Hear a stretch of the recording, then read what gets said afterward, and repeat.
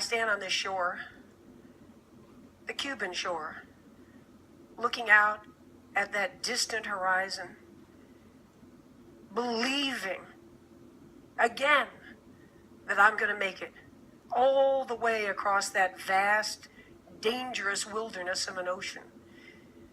Not only have I tried 4 times, but the greatest swimmers in the world have been trying since 1950, and it's still never been done. The team is proud of our 4 attempts. It's an expedition of some 30 people. Bonnie is my best friend and head handler, who somehow summons will, that last drop of will within me when I think it's gone, after many, many hours and days out there. The shark experts are the best in the world, large predators below. The box jellyfish, the deadliest venom in all of the ocean, is in these waters, and I have come close to dying from them on a previous attempt. The conditions themselves, besides the sheer distance of over 100 miles in the open ocean, currents and whirling eddies, and the Gulf Stream itself, the most unpredictable of all of the planet Earth. And by the way, it's amusing to me that journalists and people, before these attempts often, ask me, well, are you going to go with any boats or any people or anything?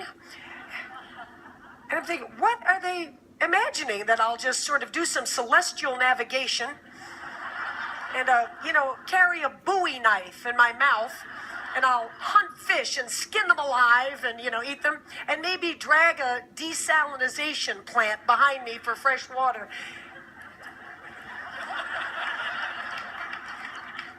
Yes, I have a team. And the team is expert.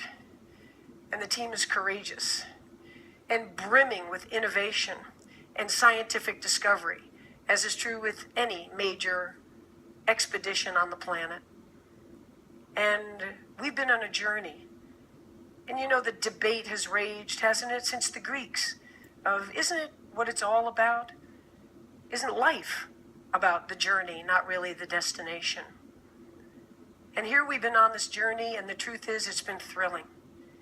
We haven't reached that other shore, and still, our sense of pride and commitment, unwavering commitment.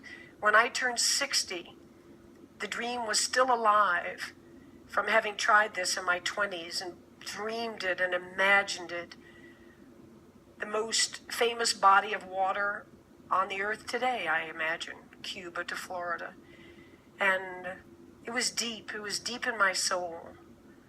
And when I turned 60, it wasn't so much about the athletic accomplishment. It wasn't the sort of ego of I want to be the first. That's always there, and it's undeniable. But it was deeper. It was how much life is there left. Let's face it, we're all on a one-way street, aren't we? And what are we going to do? What are we going to do as we go forward to have no regrets looking back? And all this past year in training, I had that Teddy Roosevelt quote, to paraphrase it, floating around in my brain, and it says, you go ahead. You go ahead and sit back in your comfortable chair, and you be the critic. You be the observer. While the brave one gets in the ring and engages and gets bloody and gets dirty and fails over and over and over again, but yet isn't afraid and isn't timid and lives life in a bold way. And so, of course, I want to make it across. It is the goal. And I should be so shallow to say that this year, the destination was even sweeter than the journey.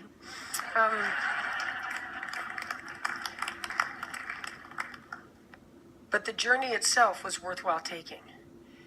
And at this point, by this summer, everybody, scientists, sports scientists, endurance experts, neurologists, my own team, Bonnie, said it's impossible. It just simply can't be done. And Bonnie said to me, but if you're going to take the journey, I'm going to see you through to the end of it. So I'll be there. And now we're there. And as we're looking out, kind of a surreal moment before the first stroke, standing on the rocks at Marina Hemingway, The Cuban flag is flying above. All my teams out in their boats, hands up in the air. We're here. We're here for you. Bonnie and I look at each other and we say, this year the mantra is, and I've been using it in training, find a way. You have a dream, and you have obstacles in front of you, as we all do. None of us ever get through this life without heartache, without turmoil. And if you believe and you have faith, and you can get knocked down and get back up again, and you believe in perseverance as a great human quality, you find your way. And Bonnie grabbed my shoulders and she said, let's find our way to Florida. And we started, and for the next 53 hours, it was an intense, unforgettable life experience. The highs were high, the awe. I'm not a religious person, but I tell you, to be in the azure blue of the Gulf Stream, as if as you're breathing, you're looking down miles and miles and miles, to feel the majesty of this blue planet we live on. It's awe-inspiring. I have a playlist of about 85 songs, and especially in the middle of the night. And that night, because we use no lights, lights attract jellyfish, lights attract shark, lights attract bait fish that attract sharks. So we go in the pitch black of the night. You've never seen black, this black.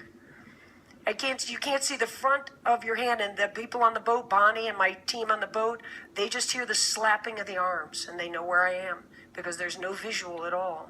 And I'm out there kind of tripping out on my little playlist. I've got tight rubber caps. I don't hear a thing. I've got goggles, and I'm turning my head 50 times a minute. I'm singing, imagine there's no heaven. Do-do-do-do-do. It's easy if you try. Do-do-do-do. And I could sing that song 1,000 times in a row.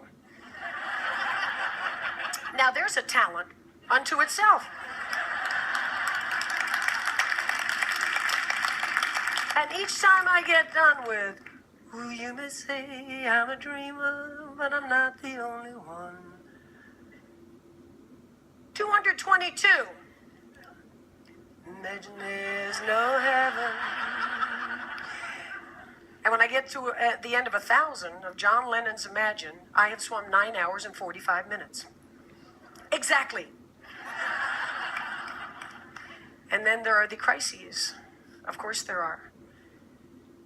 And the vomiting starts, the seawater, you're not well, you're wearing a jellyfish mask for the ultimate protection. It's difficult to swim in, it's causing abrasions on the inside of the mouth, but the tentacles can't get you.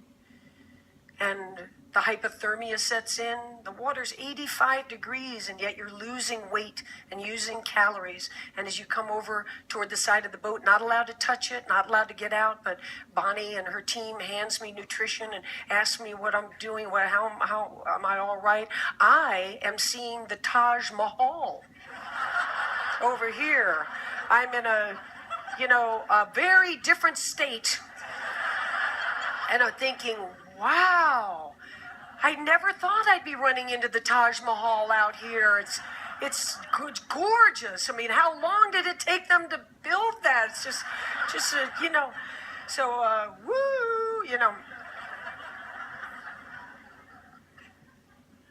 And then we kind of have a cardinal rule that I'm never told really how far it is, because we don't know how far it is. What's going to happen to you between this point and that point? What's going to happen to the weather and the currents? And God forbid you're, stung when you don't think you could be stung in all this armor. And Bonnie made a decision coming into that third morning.